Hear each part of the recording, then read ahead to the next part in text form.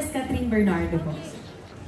So the question is, you've spoken about stepping out of your comfort zone recently. What's the bravest thing you've done for yourself? Also, what does being a woman of power mean to you? Wow, wala siya here. That was your question. Okay, sorry, what's the first question? Let's start from there. What's the bravest thing you've done for yourself? Recently. Today. Today, the bravest thing I've done for myself. Sheesh. Siguro, I don't know, I'm at the point I'm turning 29 right, in a few days. So I'm at the point in my life again wherein I feel so lost. And I felt this, I remember when I parang gave a message for our Thanksgiving party for House of Us. This was the same feeling. I didn't expect na mafe-feel ko ulit to, pero siguro it's part of you know, adulting and growing. And nararamdaman ko siya ngayon, just like everybody else. I don't know kung nararamdaman to talaga kapag medyo ganitong age ka na, but it's hitting me hard. And to be honest, I'm so scared, I'm so lost, but I think it's so brave na every day I show up, just like what Donnie said kanina. I show up and I choose to grow and accept all the uncertainties. Because I don't know, bigla ko lang siyang na-feel na, of course, after Hello Love Again, and now I'm doing PGT, pero may feeling lang ako na parang iba. And I think siguro birthday blues na to, my quarter life crisis, na parang, what's next for me? Parang I'm feeling all these emotions. So feeling ko it's just brave na tinanggap ko yun. I'm allowing myself to be vulnerable. I have my days. And hindi ko na yung tinatago sa mga tao. So now, I think part of me growing is me getting my own place as well. And I think it's like my transition stage. I'd like to call this my transition stage na feeling ko kasi in the next coming years is very, very important kasi yun yung magdidictate kung saan ako sa future. It's not na parang, okay, I'm in my early 20s, ito pa, ang dami ko pang time para matuto. Pero ngayon parang iba pala pag magto-29. So I'm feeling that. So feeling ko getting my own place, it's a big adjustment for me, my family, especially my mom. But it's my way of getting to know myself more and growing. So yes, I'm scared. I don't know what will happen. I don't know if I can do it. But I'm just here for it. I'm just very open and I'm here for growth. So wish me luck in the coming months. I'm just accepting and I just want to feel everything right now. And yung next question po, Miss Kat. Sorry. Next question ka pa pala. Yes po. Sorry. What does being a woman of power mean to you? A woman of power. I think a woman is so powerful every time she helps other women. That's my personal answer. Kasi, di ba, meron tayo, the society, parang especially kaming mga babae, I don't know, sad lang na parang you're, kaya yung naglalagay ng ano sa amin. Parang you're pitting us against each other. Parang you're giving us that ano na, okay, competition to, I have to be better than this, I have to be better than her. Parang, it's sad because if kami, mga babae, magsama-sama, parang we become more powerful. And iba yung feeling kapag siguro kaming mga babae, especially now, it's Women's Month. Sa lahat pala na nandito, Happy Women's Month. If we just work together, kaming mga babae, we become so powerful. So instead of putting each other down, sana tayo mga babae, magkaroon tayo ng safe space sa atin. Whether it's your family, your sister, a friend, or a mentor. Iba yung feeling kapag meron kang nakakausap na babae na pinapa-feel sa'yo na, you're okay, you're doing a great job, you're safe here, we got your back. So sana, yun yung mas-spread natin, na instead of pitting us against each other, maybe we can just help each other, and let's just stop comparing women. Kasi hindi talaga yung nakakatulong. Sa feeling ko, hindi lang naman sa showbiz, pero sa inyo, sa work nyo, kahit saan tayo magpunta, meron kasing ganun. So sana ma-break yun, and unti-unti. Parang, don't use that to entertain people kasi I think women deserve better. Yeah. Thank you so much, Miss Catherine. Thank you. And another question po from Marinel Cruz. Ito naman ay para kay Ma'am Shi Melay. Bilang International Women's Month ngayong March, ano ang kahulugan ng pagiging woman of power sa iyo? Serious to ko, auntie, ha? Being a woman in power, having a kilikili power. Ang woman in power sa akin, tayo kasi mga ako, lalo na ako nanay ba? Seryoso din ang sagot ko siyempre. May ng sarili. Kasi bakit tayo mga, lalo na ako nanay, power sa akin kung ikaw na nanay, magaling kang mag-pray sa mga anak mo. Sabihin niya naman na, hey, bili ko naman siya. Yun ang kailangan natin, huwag kayong mag-ganyan kasi siyempre gagamitin talaga natin itong media na ito para i-share yan ganyan. Because kapag marunong ka mag-pray sa anak mo, ikaw na kaibigan na babae, marunong ka mag-pray sa kapatid mo, you have the power to control the disaster to that kind of emotion. Diba? Naintindihan mo? Hindi ko rin naintindihan. Because prayer can move a mountain. That's right? Can you say amen? Amen!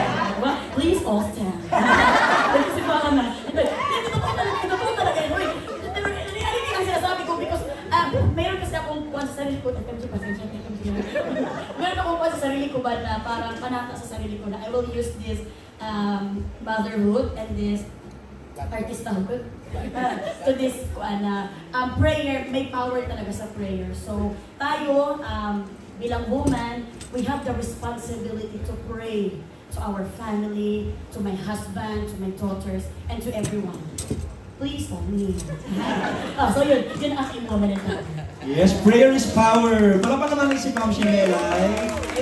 Ayan.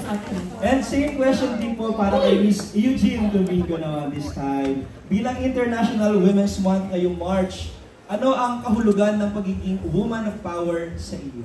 Oh my God. I think Katrin said it so, diba? It's so perfect. Your answer. I'm so amazed. Is it a yes? Oh my God. It's not a yes. Thank you. Diba, Sir Freddy? You're amazing. Thank you. And wait, can I just say, iba rin yung kampante ko pag nandyan si Miss Eugene. Kasi syempre, first time ko dito. So every time nandyan, iba rin yung kaba. And doon ko na-realize na sobrang hirap mag-judge. Yung simple lang na pagtingin ko nasa kaliwa ko si Miss Eugene, iba yung pag may fellow, babae na nakikita. And then Ate Mela is there. So iba siguro yung energy din na nabibigay natin mga babae. So thank you also for guiding me. Yes, my God. And also just to share, lahat ng sinagot nila tama. Yun. That's it. Gusto ko lang i-share sa inyo na I'm not here kung hindi sinuggest ni Katrina isama ako. Yes! That's very true. So, I think that's worth noting. Please note that. Because for a while, I've been thinking, ano kayang show ang gagawin ko pa next? Ano pang next project ko? And my God, this show landed on my lap and I just said, oh, I think this is the best show. I mean, this is the most entertaining show. If the Filipinos have given up on TV, don't. The best is yet to come. BPGT is the best show. If not, Sir Freddy won't be here. Diba, Sir Freddy? I mean, this is everything. This is entertainment, this is talent, and this is Filipino. What more can you ask for? Thank you so much, Miss Marinelle. And of course, thank you sa ating Women of Power. Alright, and ating next question is from Sir Jeffrey Olila Garcia from Jeff Oligar TV. Yes, good afternoon po sa lahat ng friends natin sa press and to the host. So, ang tanong ko sa iyo, yun, bilang isa sa mga first-timers for PGT, pagkamat nasubukan mo na before sa magpasikat, right? Ano yung taste mo or gaano ka ba kumilatis ng talents ng PGT?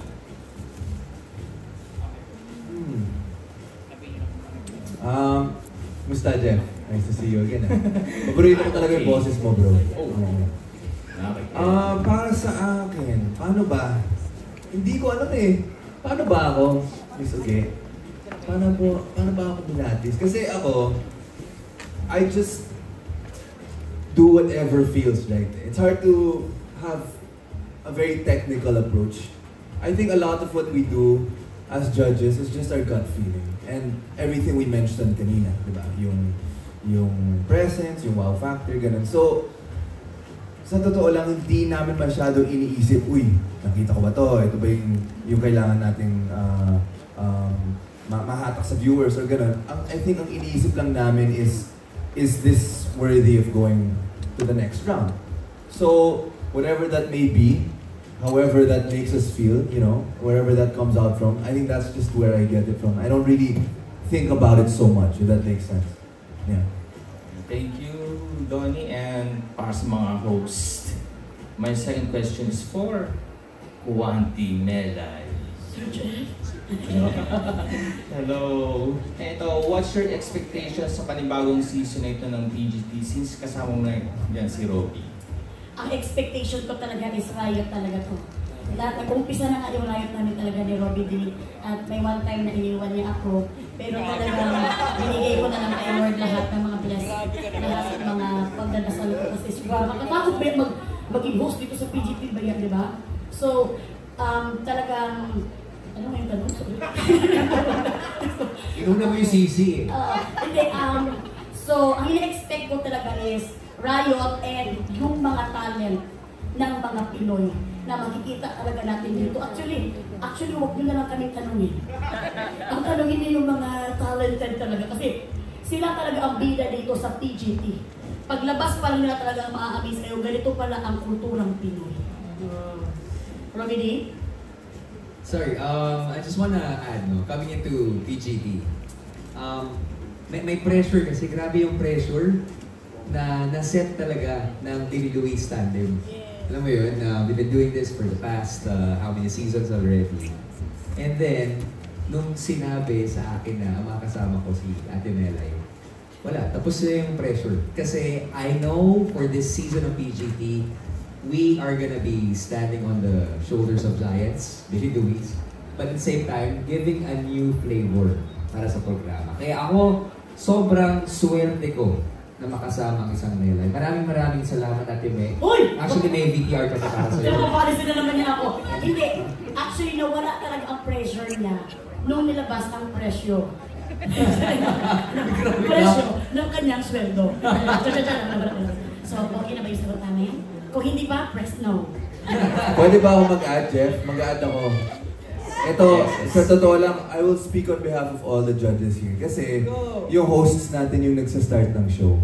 So, I would just like to give them all the props needed. Kasi kung wala sila dito, wala talaga yung PGT Season 7. At sobrang laki ng respeto kay Kuya Robs at kay Ate Mel. Actually, yung pinakaunang nagsabi sa akin na, I think, inquiry pa lang to na may PGT.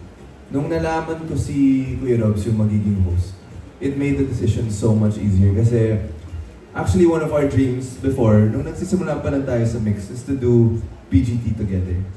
And I'm just so grateful na we were given this opportunity, obviously alongside such an amazing cast here. So, I would have no other host than these two. Maraming salamat, guys.